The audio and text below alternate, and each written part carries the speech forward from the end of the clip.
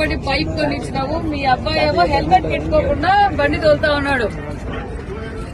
ఏం చేద్దామంటావు? అవునమ్మా, ఓకే, బండి ఏమో కొనిచ్చావు తల్లి. నీ కొడుకు భవిష్యత్తు బాగుండాలి, నీ కొడుకు గౌరవంగా ఉండాలని బండి కొనిచ్చావు.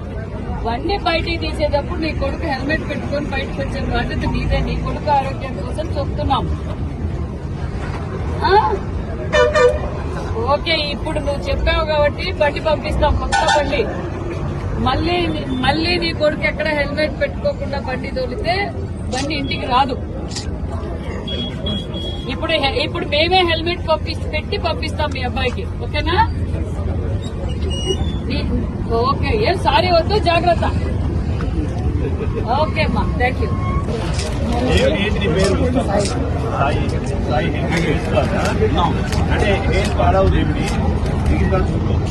నువ్వు కూడా ఎడకుండా కూడా హెల్మెట్ పెట్టుకోవాలి.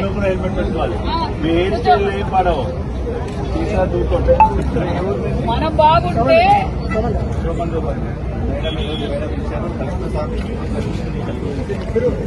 మీరు యూత్ అంతా కూర్చొని మాట్లాడుకొని డిస్కషన్ జరగాలి. మీ ఫ్రెండ్స్ కూడా చెప్పాలి, మా కోసం కాదేది, మీకోసం. మీ తల్లిదండ్రులు కష్టపడి బండి కొనిచ్చారు, మీరు బాగుండాలని.